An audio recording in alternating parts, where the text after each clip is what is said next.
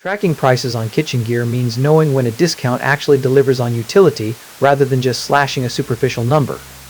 When you are prepping dinner after a long workday, you want tools that reduce friction instead of adding clutter to your counters. The Braun MultiQuick 7 3-in-1 Immersion Blender and Food Processor sits in the premium tier of countertop appliances, built specifically for home cooks who need heavy-duty blending power without dragging out a massive traditional blender.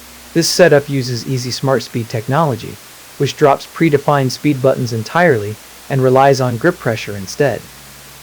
You push gently for coarse chops or press down further to tap into the 500-watt motor for silky purees. The ACTIVEBlade technology introduces a flexible shaft that moves the blade up and down during operation. This vertical travel creates a larger cutting surface, meaning hard root vegetables and fibrous greens break down smoothly without leaving behind unwanted chunks. The POWERBell Plus system adds an extra milling blade to deliver more slices per rotation, while the S-Splash control design cuts down suction to keep your kitchen counters clean during high-speed blending. The EasyClick Plus system lets you swap between the food processor, whisk, and blending shaft with a single physical click.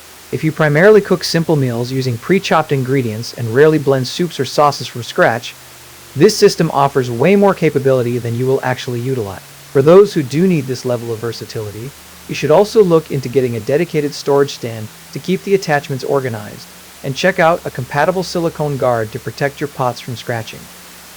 Links to those are in the description too. Amazon pricing shifts regularly, and quoting a static figure would only mislead your budgeting process.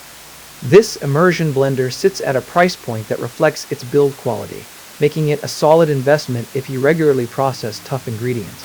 The link is in the description so you can check what it is sitting at right now and decide if the timing works for you.